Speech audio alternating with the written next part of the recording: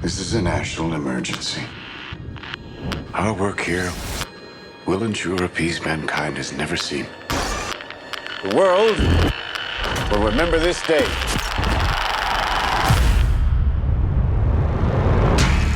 This is arguably the most important story of our time. The stakes really couldn't be any higher. It's profound, but it's told in a very human way. Everything Chris Nolan has done has been a prelude to this. This is not a film, this is an experience. It is a heart-in-your-mouth thriller. I've been interested in Oppenheimer's story for a long time. At some point, I learned this key piece of information that in the lead up to the Trinity test, they were dealing with the very small possibility that when they pushed that button, they would set fire to the atmosphere of the Earth and destroy the entire planet. And yet, they pushed that button. I wanted to take the audience into that extraordinary moment in human history.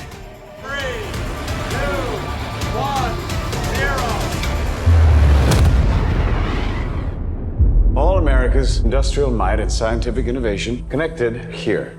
A secret laboratory. Cillian playing Oppenheimer was the centerpiece of the film, but I knew that he was going to need the most extraordinary ensemble around him. Let's go recruit some scientists. The people involved in the Manhattan Project were charismatic individuals. They're very talented.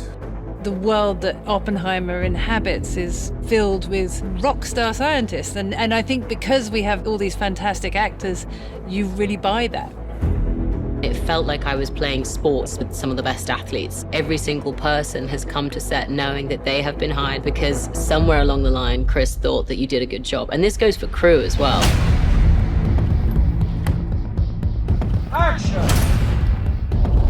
My preference is to always do things in camera as much as possible.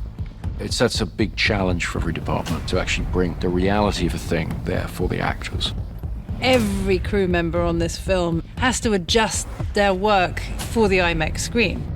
IMAX can contain 18K resolution per frame, which is by far more than any digital camera. It gets thrown up on a gigantic screen, and the moment you watch it, it's very evident. The quality is unprecedented. This is a story of America in the 20th century, so I think it can be painted on that big of a canvas, and what better way to do that but with IMAX cameras. Why would we go to the middle of nowhere for who knows how long? I always try to use real locations as much as possible.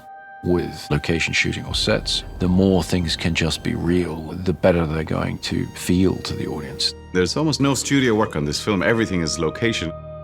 The sets were built in such a way that they felt incredibly authentic. We built our Los Alamos at Ghost Ranch, New Mexico, which is along the same mountain range that Los Alamos proper sits on.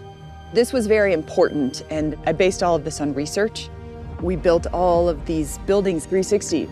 We want it to feel like you are right there, you are in this is happening, this is real. This isn't a backlot. It's just the most transporting thing, you know, when you're there and it just looks exactly like Los Alamos 1940s must have looked, and you know that no detail has been overlooked. You know, we also shot in a huge amount of the real locations. We shot in Oppenheimer's house, in Los Alamos.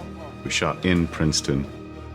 Walking through Princeton, it's really very funny because people, you know, they're walking around and they go,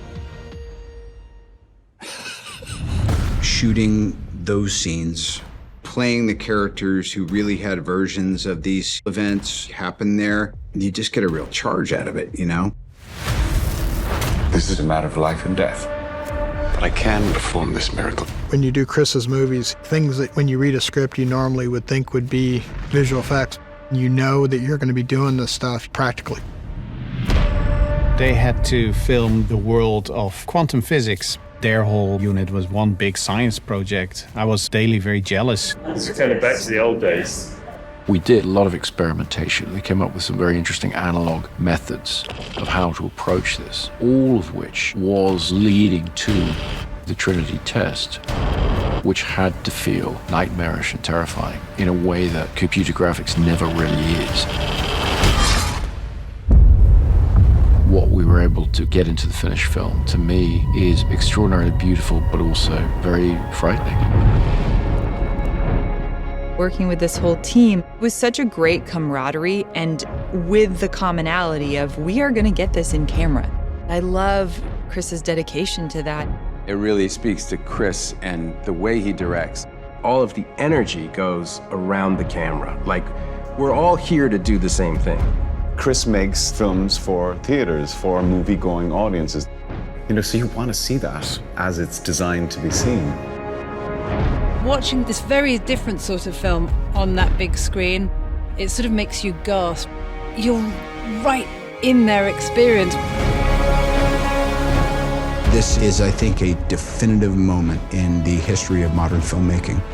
Do yourself a favor and go see this on as big a screen as you can.